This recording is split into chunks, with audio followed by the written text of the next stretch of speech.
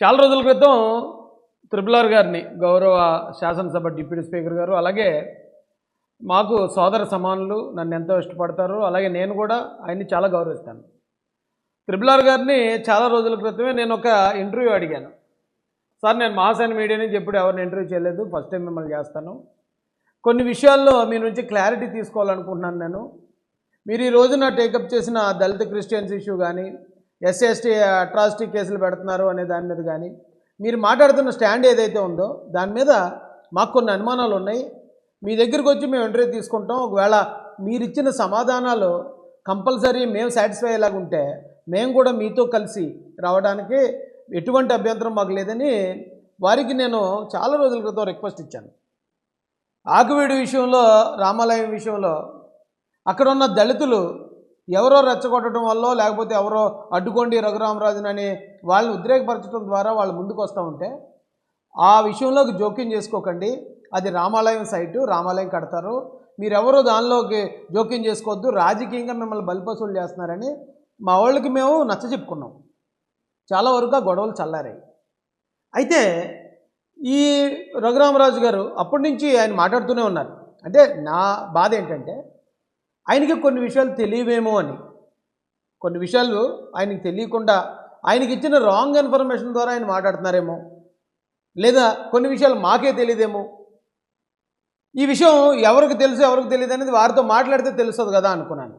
ఈ క్రమంలో నేను ఆయన గురించి మాట్లాడుతున్నప్పుడు చాలామంది, ఇప్పుడు పివి సునీల్ గారు వాళ్ళ బ్యాచ్ అంతా ఆ రఘురామరాజు గారిని గౌరవిస్తూ మాట్లాడుతున్నాడు, ఆయన్ని బ్రతులాడుతాను అంటున్నాడు, ఆయన ఇచ్చేస్తాను అంటున్నాడు అని చెప్పి నన్నేదో దళిత కులానికి ద్రోహిగా చిత్రీకరించే ప్రయత్నం, రఘురామరాజు గారికి నేను ఏదో తొత్తునన్నట్టు, ఆయన ఏదో నన్ను ఫైనాన్షియల్గా మేనేజ్ చేస్తుంటే నేను బ్రతుకుతున్నాను అన్నట్టు ఈ పివి సునీల్ కుమార్ అనేవాళ్ళు వాళ్ళ బ్యాచ్ వీళ్ళందరూ క్రియేట్ చేశారు.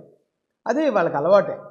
ఇవాళ హర్ష్ కుమార్ గారిని కూడా అలాగే వాళ్ళు మాట్లాడుతున్నారు. అయితే అది పక్కన పెడితే రఘురామరాజు గారి మీద నాకు ఖచ్చితంగా అభిమానం ఉంది. ఆయన పట్ల నేను విశ్వాసపాత్రుడినే. ఎందుకంటే ఆయన వల్ల నేను 2 బెనిఫిట్స్ పొందాను. ఒకటి, అప్పుడు బాగా హీట్లో వైసీపీ ఉన్నప్పుడు TV9 వాళ్ళు లోకేష్ గారి మీద ఒక తప్పుడు ప్రోగ్రాం చేస్తే వాళ్ళకి గట్టిగా ఇచ్చారు మహాసేన మీడియా నుంచి. గట్టిగా అంటే ఇక చాలా డిస్టర్బ్ అయిపోయింది TV9 ఛానల్లో. ఆంధ్రాలో 2, తెలంగాణలో 2 కేసులు పెట్టారు నా మీద. ఆ రోజు నేను ఈ 2 రాష్ట్రాల్లో ఉండే పరిస్థితి లేక నేను కుటుంబాన్ని తీసుకుని వేరే చోట ఉన్న మన లాయర్ గారి సలహా మేరకు వెళ్తూ ఉంటే రఘురామరాజు గారు ఒక్కరే నాకు ఫోన్ చేసి, తమ్ముడు ఢిల్లీలో మన గెస్ట్ హౌస్ ఉంది, నువ్వు అక్కడికి వెళ్ళిపో, నువ్వు ఎన్ని రోజులు ఉంటానంటే అన్ని రోజులు ఉండు అని ఆ రోజు నా కుటుంబానికి ఆయన ఒక భరోసా ఇచ్చారు. యాక్చువల్లీ నేను వెళ్ళలేదు. ఒకవేళ నా పరిస్థితి అంతవరకు వస్తే అప్పుడు ఆయన ఇచ్చిన మాటను ఉపయోగించుకుందాంలే, అప్పటి వరకు నేను నా ప్రయత్నం నేను చేసుకున్నాను. అలాగే ఆయన ఇచ్చిన ఆ హామీ ఏదైతే ఉందో, ఆ భరోసా ఏదైతే ఉందో దాన్ని యూజ్ చేసుకునే అవకాశం నాకు రాలేదు. అయితే మరి ఆ మాట, అలాగే నన్ను అరెస్ట్ చేస్తున్నప్పుడు, జగన్మోహన్ రెడ్డి తప్పుడు కేసులు పెడుతున్నప్పుడు, ఆయన నన్ను హౌస్ అరెస్టులు చేస్తున్నప్పుడు ఈయన నా కోసం ఖచ్చితంగా మీడియాలో వాయిస్ ఇచ్చేవారు. ఆయన మాట సాయం. ఈ 2 కారణాలతో నేను రఘురామరాజు గారికి ఖచ్చితంగా రుణపడ్డాను నేను. అలా అంటే మరి ఇదే పివి సునీల్ కుమార్ నా సొంత కులస్తుడే, ఆయన పట్ల దౌర్జన్యంగా ప్రవర్తించడని నేను త్రిపుల్ ఆర్ గారి తరపున పివి సునీల్ మీద కూడా వెళ్ళాను నేను వాదనకి. ఆయన్ని కూడా నేను చెండాడాను సోషల్ మీడియా వేదికగా. కాకపోతే ఆయన స్థాయిలో ఉన్న వ్యక్తి మనకు సపోర్ట్ చేయటం, మనం ఆయనకు సపోర్ట్ చేయడం ఒకటి కాదు కదా. అందుకని నేను రఘురామరాజు గారి పట్ల కాస్త సాఫ్ట్ కార్నర్తోనే ఉంటాను.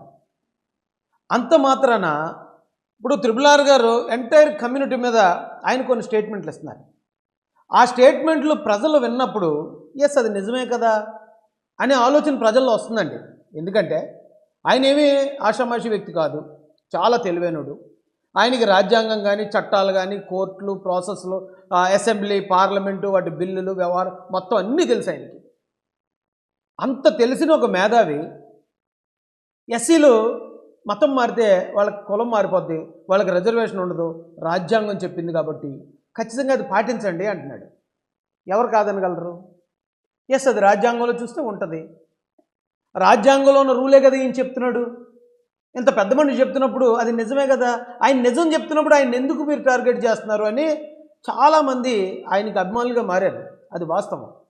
అయితే ఈయన్ని ఎదుర్కొంటున్న పివి సునీల్ కానీ లేకపోతే హర్ష్ కుమార్ గారు కానీ మరొకరు కానీ ఆయన చెప్పే పాయింట్కి సమాధానం చెప్పకుండా మీరు బ్యాంకులకు ఎలా చేశారు, మీరు పలానాది ఎలా చేశారు, మీరు ఇలాగని బాడీ షేమింగ్ చేస్తూ ఆయన్ని దూషించడం ద్వారా ఇతర సమాజానికి, దళితేతర సమాజానికి ఈ దళితులు ఇంతేరా, వీళ్ళు రూల్ పాటించమని చెప్తే వీళ్ళు పర్సనల్గా తిడతారు, పర్సనల్గా గొడవకు వస్తారు, వీళ్ళు ఇంతేరా అనే ఆ పరిస్థితికి మొత్తం దళిత సమాజాన్ని తీసుకొచ్చేస్తున్నారు ఈ నలుగురు కుమారులు. ఇప్పుడు ఆయన వాదన చెప్తున్నారు, మన వాదన కూడా వినిపిస్తే ఏమో త్రిపుల్ గారు కన్విన్స్ అవుతారా, లేదా ప్రజలు కన్విన్స్ అవుతారా, ప్రభుత్వాలు కన్విన్స్ అవుతాయో తెలియదు కదా. మనం ఏమన్నా న్యాయాన్ని చెప్పాలి కదా. మనం చెప్పకుండా ఆయన మాట అనగానే ఆయన మీదకి పొలవమని వీడియోలు పెట్టేసి ఆయన అలాగని ఇలాగని ఆయన్ని బాడీ షేమింగ్ చేస్తూ మాట్లాడితే దానివల్ల ఏంటి ఉపయోగం? సమాజానికి మనం చులకనవడం తప్ప మరొకటి లేదు. ఖచ్చితంగా మనం ఏదైనా ఒక సమస్య ఉందన్నప్పుడు సమాజంతో చెప్పి ఒప్పించి వారి సహకారం తీసుకుంటే తప్ప ఏ సమస్యకి ఈ దేశంలో పరిష్కారం రాదు. ఆ ప్రయత్నం నేను చేయబోతున్నాను. త్రిపుల్ గారిని నేను అందుకే అడిగాను ఇంటర్వ్యూ. ఆయన ఇంటర్వ్యూ అడిగితే ఆయన చెప్పే పాయింట్ల నుంచి నా అనుమానాలు ఆయనకి వ్యక్తం చేయడం ద్వారా నేను చెప్పిన పాయింట్కి అంటే అనుమానానికి ఆయన సమాధానం క్లియర్గా చెప్పారనుకోండి, నేను ఆయనకి సపోర్ట్ చేస్తాను. చెప్పలేకపోయారనుకోండి, ఖచ్చితంగా ఆయన మాకు సపోర్ట్ చేయాలి. ఈ కారణంగా అడిగాను. అయితే ఎందుకో మరి ఆయన చాలామందికి ఇంటర్వ్యూలు ఇచ్చారు. ఆ తర్వాత కూడా మొన్న రీసెంట్గా కూడా చూశాను, కరుణాకర్ సుగ్న కూడా వెళ్ళి ఆయన్ని ఇంటర్వ్యూ చేశాడు. అప్పుడు కూడా ఆయన ఇదే పాయింట్లు మాట్లాడారు. నిన్న ఏబిఎన్లో వెంకటకృష్ణ గారితో కూడా త్రిపుల్ గారు ఇవే పాయింట్లు చెప్తున్నారు. సో ఆయన స్ట్రాంగ్గా ఫిక్స్ అయ్యారు, అది కరెక్ట్ అయ్యే వాస్తవాలు.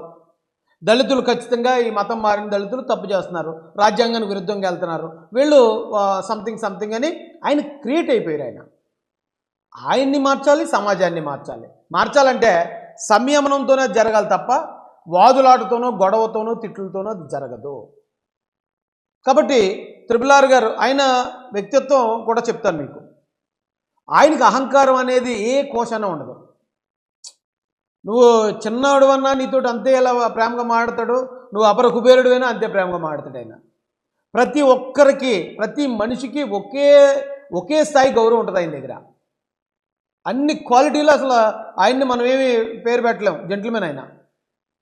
అయితే ఎటు వచ్చి ఈ ఎస్సీల మీద దళిత క్రైస్తవులు ఎస్సీ కేసులు ఆయన ఇలా ఎందుకు టర్న్ అయిపోయాడో నేను కొన్ని గెస్ చేయగలిగాను. ఎందుకంటే ఆ పివి సునీల్ గారో లేకపోతే మరొకరు ఆయన మీద చేసిన దానికి ప్రతీకారంగా ఆయన ఇంత పెద్ద మొత్తం కమ్యూనిటీని ఆయన కమ్యూనిటీ మీద కక్ష పెంచుకున్నారేమో అని నాకు అనిపించిందండి.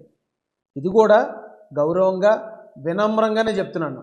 ఎంత పివి సునీల్ కుమార్ మమ్మల్ని రెచ్చగొట్టినా, రఘురామరాజు గారి మీద దళిత జాతిని అంతా రెచ్చగొట్టి తన సొంత పబ్బం గడుపుకోవాలని సునీల్ కుమార్ గారు ఎంత ప్రయత్నించినా ఆ ట్రాప్లో మేము పడం. ఖచ్చితంగా మేము గౌరవిస్తూనే మా వాదన కూడా వినిపిస్తాం ప్రజలకి. ఏమండి, ముందైతే రఘురామరాజు గారిని వీడియో రూపంలో మన స్టూడియోకి ఇన్వైట్ చేద్దాం. ఆయన చెప్పే మాటలు విందాం. ఈ మాటలు రఘురామరాజు గారు ఖచ్చితంగా దయచేసి మీరు ఈ వీడియో చూస్తే నేను అడిగిన ప్రశ్నలు ఏమైతే ఉన్నాయో అవి ఒకసారి మీరు ఆలోచించండి. సమాధానం ఇస్తారా ఎవరు అనేది అది మీ సమయానుకూలతను బట్టి మీరు ఇవ్వండి. కానీ ఇవి ఆలోచించి మనస్ఫూర్తిగా ఇవరే తమ్ముడు రాజేష్ చెప్పిన దాంట్లో పాయింట్ ఉంది కదా అని మీకు అనిపిస్తే దయచేసి ఈ టాపిక్ని, ఈ దళిత క్రైస్తవులు వీళ్ళు అక్రమాలు చేస్తున్నారు, అన్యాయాలు చేస్తున్నారు, ఎస్సీ కేసులు పెడుతున్నారు, ఈ టాపిక్ని వదిలేయండి. ఇది నా రిక్వెస్ట్. ఎందుకంటే మిమ్మల్ని అభిమానించి ఇప్పుడు మిమ్మల్ని వ్యతిరేకించే వాళ్ళు పివి సునీల్ కుమార్ లాంటి వాళ్ళు వేళ్ళ మీద లెక్కట్టచ్చు. కానీ మిమ్మల్ని అభిమానించే మాలాంటి వాళ్ళు కొన్ని వందల మంది ఉన్నారు ఎస్సీస్లో. అంటే ఆ రోజున మీరు ఫస్ట్ టైం ఆంధ్రాకి వచ్చినప్పుడు మిమ్మల్ని కలవడానికి నేనే ఒక 100-150 మందిని వేసుకుని వచ్చాను. 100-150 మంది మహాసేనలు వెస్ట్ గోదావరి మహాసేనతో కలిసి వచ్చాను నేను. మిమ్మల్ని విమర్శించే వాళ్ళు గట్టిగా 5-10 మంది కూడా ఉండరు ఎస్సీ కమ్యూనిటీలో. కానీ నేను ఒక్కసారి వచ్చినప్పుడే 150 మంది నా తమ్ముళ్ళని తీసుకుని, వాళ్ళందరూ కూడా మీ అభిమానులు. అలాంటి వాళ్ళు ఇంకెంతోమంది ఉన్నారు. దయచేసి వాళ్ళందరినీ మీరు దూరం చేసుకోవద్దని నేను ఈ రిక్వెస్ట్ మీ ముందుకు తీసుకొస్తున్నాను. ఇది రిక్వెస్ట్ అంటే చాలామంది ఇప్పుడు ఈ పివి సునీల్ వాళ్ళ బ్యాచ్ అందరూ వచ్చి భయపడిపోతున్నాడు నేను చెప్పాను, రఘురామరాజు గారితో నేను పొందిన 2 మేళ్ళు ఇప్పుడుకొచ్చి ఎటువంటి ఫైనాన్షియల్ ట్రాన్సాక్షన్ ఆయనకి నాకు జరగలే, నాకు ఎవరితోనే జరగదు. ఎందుకంటే నేను ఎవరితో మాట్లాడినా ఆ టాపిక్ తీసుకురాను. కానీ ఎందుకు రెస్పెక్ట్ ఇవ్వాలి మనం అంటే ఆయన మాట్లాడే మాట రూల్ మాట్లాడుతున్నాడు. మరి ఇంకొక విషయం ఏంటంటే ఇప్పుడు వరకు ఆయన ఎక్కడా కూడా దళితులను చులకన చేసి మాట్లాడలేదు. దళితులను కానీ, లేకపోతే దళిత ఆచారాలను కానీ, లేకపోతే దళిత కులాన్ని కానీ ఎక్కడ చులకన చేసి మాట్లాడలేదు. మాట్లాడినప్పుడు ఆయన అంత హుందాగా మాట్లాడుతున్నప్పుడు మనం కూడా హుందాగా మాట్లాడితే ఏంటి తప్పు? మనం కూడా మర్యాదగా మాట్లాడితే ఏంటి తప్పు? పివి సునీల్ కోసం మేము ఈయనతో గొడవ పెట్టుకోవాలా? మా సమస్య మీద మేము వాదన పెట్టుకుంటాం ఆయనతో. మా సమస్యతో వారితో డిబేట్ చేస్తాం, సమాజానికి కూడా తెలియజేస్తాం.